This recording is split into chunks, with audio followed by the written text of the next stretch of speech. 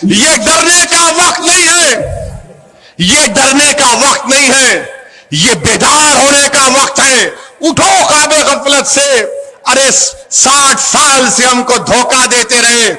बताओ, अतीक जेल में है, आजम खान जेल में है, मुख्तार जेल में है, और उत्तर प्रदेश की जेलों में 27% मुसलमान जेल में है। क्या हमको इसके बावजूद भी नहीं तब्दीली पैदा करेंगे? क्या हम नहीं उठेंगे? कब उठोगे? कि जब कयामत आएगी। कब उठोगे बताओ? आज ये वक्त उठने का है। बेखौफ होकर अपने वोट का इस्तेमाल करो। मजलिस के हक में अपने वोट का इस्तेमाल करिए। यकीनन फिरका परस्ती को हराना है, मगर फिरका परस्ती को हराने का मतलब यह नहीं है कि हमारे बच्चे, हमारे वालिद, हमारे बुजुर्ग जेलों में सड़ते रहें। फिरका परस्त को भी हराएंगे, योगी को भी हराएंगे, और इंशाअल्लाह 24 में मोदी को भी हराएंगे इंशाअल्लाह। मेरे अजीज दोस्तों और बुजुर्गों, आप जानते हैं गैस के सिलेंडर की कीमत कितनी हो गई? 14 लीटर के गैस के सिलेंडर की कीमत कितनी है?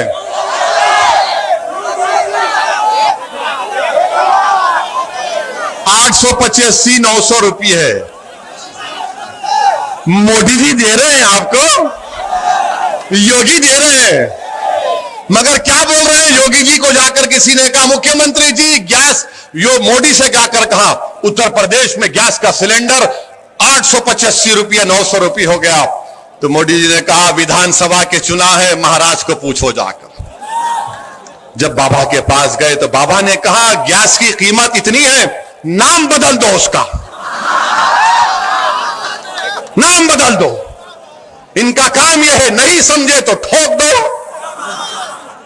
मेरे भाई बताइए, गैस की कीमत कितनी हो चुकी है? पेट्रोल डीजल 100 रुपये के करीब आ चुका है, और फिर भी, इसके बावजूद भी फिरका परस्ती अपने उरूज पर है। और मैं हमारे बैकवर्ड क्लास के, ओबीसी समाज के हमारे भाई और बहनों को कहना चाहूंगा, आपने मोदी को वोट दिया, ओबीसी के नाम पर अपना नेता मानकर वोट दिया। नरेंद्र मोदी की सरकार ने उत्तर प्रदेश के और भारत के ओबीसीयों को धोखा दिया। सुप्रीम कोर्ट में एफिडेविट डालती है, और डालकर मोदी सरकार कहती है कि कास्ट सेंसस नहीं हो सकता, कास्ट सेंसस नहीं हो सकता, जाति की बुनियाद पर जनगणना नहीं की जा सकती, ये मोदी सरकार ने कहा। मैं पूछना चाहता हूं ओबीसी समाज के लोगों को, जिसने मोदी को झोली भर भर के वोट दिए, बताओ क्या आपसे धोखा नहीं किया जा रहा है? इस मुल्क में पेड़ों का गिनती होती है, शेर की गिनती होती है, जानवरों की गिनती होती है, बैल और भैंस और गाय बकरियों की गिनती होती है।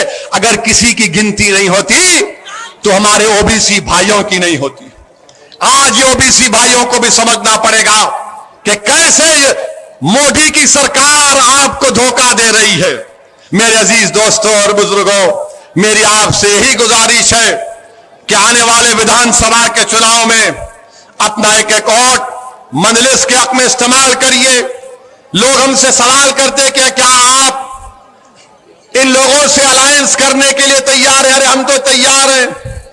आप बात करने को तैयार हैं तो आओ, हम बात करेंगे। अगर आप नहीं बात करेंगे तो भी हम इलेक्शन लड़ेंगे इंशाअल्लाह ताला। हमको पूरा भरोसा है परवरदिगार पर और आपके ऊपर कि इस बार इंशाअल्लाह ताला उत्तर प्रदेश में मुस्लिम अक़लियत, दलित और कमजोर तबकात मिलकर एक इनकलाब बर्पा करेंगे।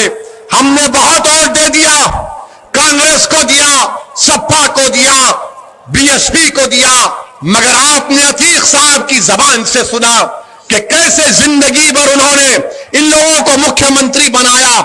एक नहीं, एक एक परिवार के 2-2 लोगों को बनाया, और बनाने के बाद आज मसाइब और मुश्किलात में उनको डाल दिया गया। उत्तर प्रदेश में ठाकुर योगी आदित्यनाथ को अपना नेता मानते हैं, जिस तरह कुर्मी बरादरी के लोग अनुप्रिया पाटिल को अपना नेता मानते हैं, जिस तरह आगरा के बाघेल समाज के लोग बाघेल साहब को अपना नेता मानते हैं, जिस तरह से निषाद के लोग अपनी पार्टी बनाकर अपनी पार्टी से वाबस्ता हो जाते हैं, जिस तरह के हमारे ब्राह्मण समाज के लोग, हमारे ये लोग नरेंद्र मोदी को या फिर अदर जो बैकवर्ड क्लास के लोग हैं, ये मोदी को अपना लीडर मानते हैं।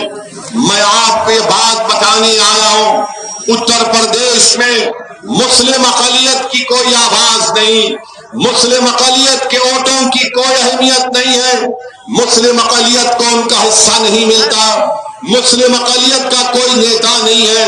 मेरे अजीज दोस्तों और बुजुर्गों, ये हालात को आपको तब्दील करना है। याद रखो, कोई आसमान से उतर कर नहीं आएगा, कोई नीचे जमीन से निकल कर नहीं आएगा, बल्कि आपको इन हालात को तब्दील करना है। अल्लाह ने कुरान में फरमा दिया कि अल्लाह उन्हीं लोगों के हालात को तब्दील करता है जो अपने आप को तब्दील करना चाहते हैं। अगर आप तब्दील करना चाहते हैं, अगर आप एक करवट लेंगे, तो मुझे यकीन है कि इंशाअल्लाह ताला उत्तर प्रदेश में इनकलाब बर्पा होगा। और मैं आपसे वादा कर रहा हूं, कि इंशाअल्लाह ताला अल्लाह सुब्हानहू व तआला जब तक असदुद्दीन ओवैसी को जिंदा रखेगा, अल्लाह जब तक मुझे जिंदा रखेगा, मेरी पूरी कोशिश होगी कि उत्तर प्रदेश में इनकलाब बर्पा हो, हर नौजवान के दिल में तब्दीली पैदा हो, हर बुजुर्ग की सोच में तब्दीली पैदा हो, और हमारी इज्जतदार माँ और बहनों के आंख से आंसू बहना कम हो जाए और हम उनको एक दिलासा दिलाएं। मैं कभी ये नहीं चाहूंगा कि जिस तरह हमारी एक बहन शाइस्ता अपने शौहर का पैगाम सुनाते हुए जज्बात से मगलूब हो गई और आंख में आंसू आ गए, थोड़ी देर के लिए मैं अपनी इज्जतदार माँ और बहनों से अपील करूंगा कि तुमने अपनी एक बहन को, अपनी एक माँ को, अपनी बेटी को सुना कि जिसका शौहर उसके तरफ नहीं है, जिसके बेटों के पास, उनकी औलाद के पास अपना बाप उनके साथ नहीं है। मेरे अजीज दोस्तों और बुजुर्गों, अतीक अहमद एक नहीं है, उत्तर प्रदेश की सरजमीन पर ऐसे हजारों अतीक अहमद है जो जेलों में सड़ रहे हैं और उनके घर वाले परेशान। आज मैं आपसे अपील करने आया हूं कि ये नाइंसाफी को खत्म करना है। तब तक हमारी बहन अपने जज्बात को, अपने शौहर के जज्बात को जेल के अंदर से पढ़कर यहां पर सुनाएंगे। कब तक हम लोग ये नाम निहाद सेकुलर पार्टियों के डर से, खौफ से जिंदगी गुजारेंगे? कब तक हम बीजेपी से, मोदी से, आरएसएस से डरेंगे? अरे डरना किसी से नहीं है, ना मोदी से डरना है, ना योगी से डरना है, ना अखिलेश से डरना है, ना मायावती से डरना है, ना कांग्रेस से डरना है। डरना है तो रब्बे कायनात से डरना है।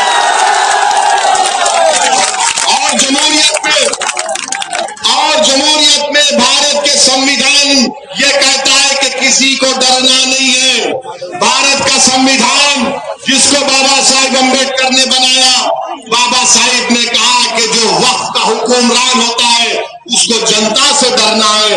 आज हालात उल्टे हो चुके हैं, जनता को डराया जाता है, गरीबों को डराया जाता है, मजलूमों को डराया जाता है, महिलाओं को डराया जाता है, कमजोरों को डराया जाता है, मुसलमानों को डराया जाता है, दलितों को डराया जाता है, आदिवासियों को डराया जाता है। अब ये डर डर कर, घुट घुट कर जिंदगी नहीं गुजारेंगे, इस डर को तोड़ेंगे, उम्मीद पैदा करेंगे और अपने हक के लिए लड़ेंगे। ये पैगाम मैं आपको देने के लिए आया हूं। मेरे अजीज दोस्तों और बुजुर्गों,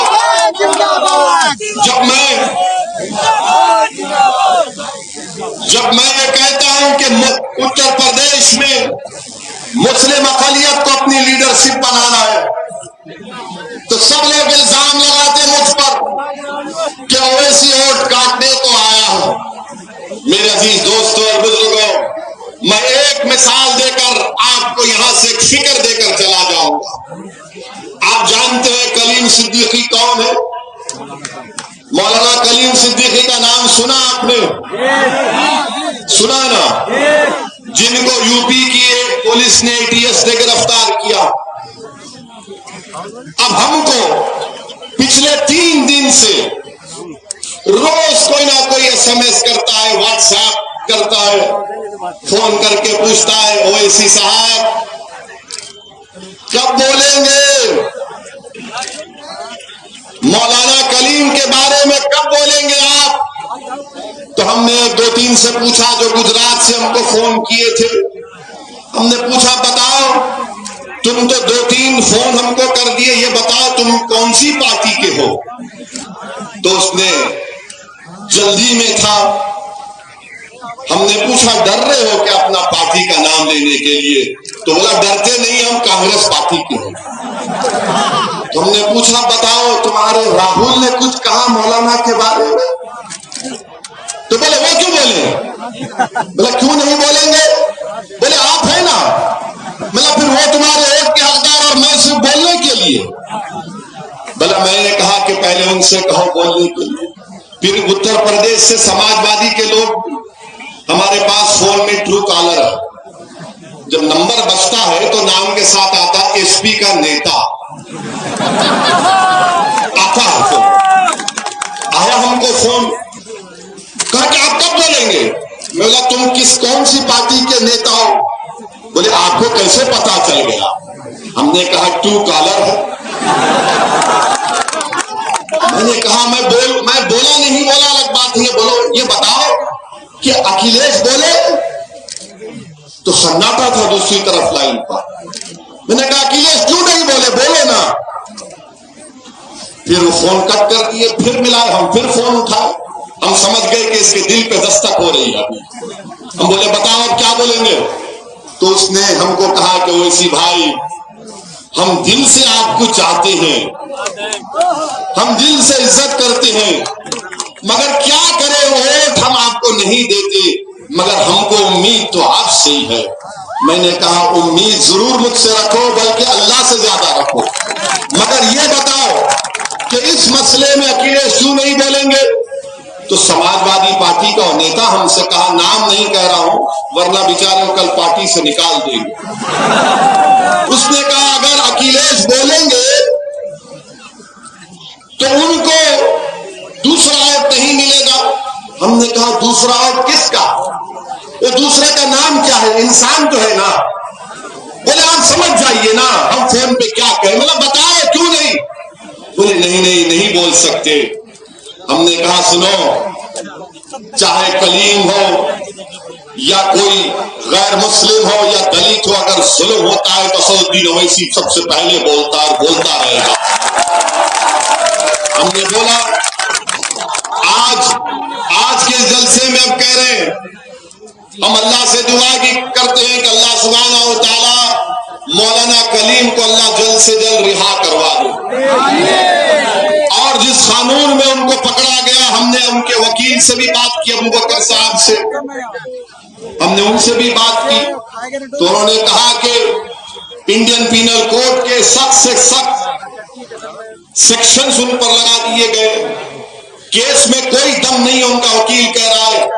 जो पुलिस प्रेस कॉन्फ्रेंस में कहती है वो FIR में उसका कोई तस्करा नहीं, FIR में उसका कोई तस्करा नहीं है। उन्होंने कहा कि जरूर इंसाफ मिलेगा मगर टाइम लगेगा। मेरे अजीज दोस्तों और बुजुर्गों, ये जो योगी सरकार ने रिलीजन मजहब तब्दीली का जो कानून बनाया, वो कानून कितना गलत है सोचिए आप कि अगर मैं या कोई यहां से किसी का कत्ल करता है या अटेम्प्ट टू मर्डर होता है तो पुलिस को बताना पड़ता है कि फलां मुजरिम पर यह केस साबित होता है, जिसको अंग्रेजी में कहते हैं कि बियॉन्ड रीजनेबल डाउट, यानी पुलिस के ऊपर जिम्मेदारी होती है, प्रोसिक्यूशन के ऊपर, कि वो फौजदारी मुकदमात में कि पुलिस उस पर जुर्म को कायम करे। ये जो मजहब तब्दीली का कानून योगी आदित्यनाथ ने बनाया, वो ये कहता है कि अगर कोई मुसलमान होता है या कोई ईसाई होता है या कोई दूसरा मजहब को कबूल करता है तो उसको बताना पड़ेगा कि बगैर खौफ के और बगैर फ्रॉड के उसने मजहब को तब्दील किया। ये कानून योगी आदित्यनाथ ने बनाया, यानी कत्ल पर एक कत्ल पर एक चीज होती है। अब जो मजहब तब्दील करता उस पर एक दूसरा स्टैंडर्ड लगा दिया। मेरे अजीज दोस्तों और बुजुर्गों, मैं योगी आदित्यनाथ के इस कानून की मजम्मत किया, कंडेम किया। ये अनकॉन्स्टिट्यूशनल है, सुप्रीम कोर्ट के मुक्तसामी जजमेंट के खिलाफ है। और हम अब पूछना चाहते हैं कि क्या आप समाजवादी और बहुजन समाज पार्टी मौलाना कलीम के बारे में बोलेगी, नहीं बोलेगी? क्यों नहीं बोलेगी? आप बोलो, क्यों नहीं बोलेगी वो?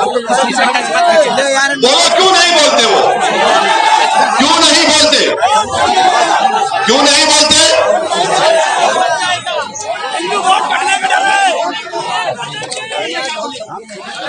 क्यों नहीं बोलते? वो बेटे में वोट नहीं मिलेगा। हाँ, ये बात, वोट नहीं मिलेगा। तुम्हारा वोट मिलेगा क्योंकि तुम क्या कैदी हो उन लोगों के? क्या तुम उनके गुलाम हो?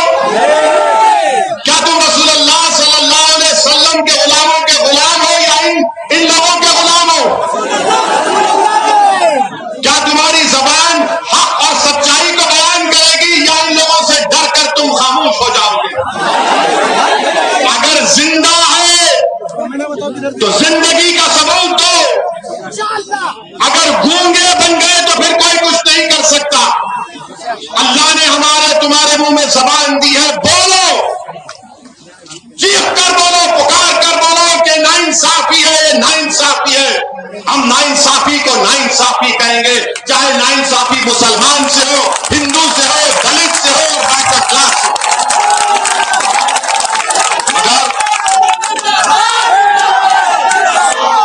सुनिए, अरे शेर आ गया, खड़ा हुआ है ना, सुनो।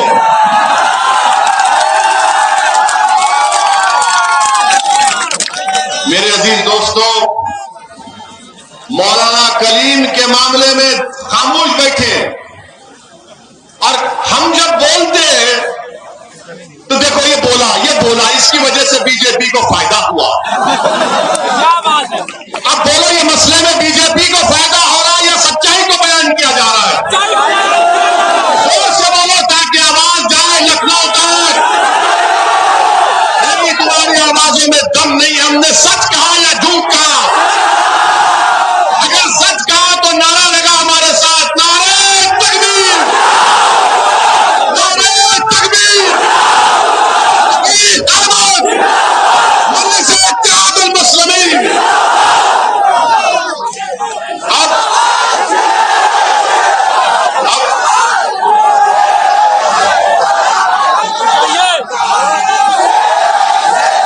अब क्या होगा?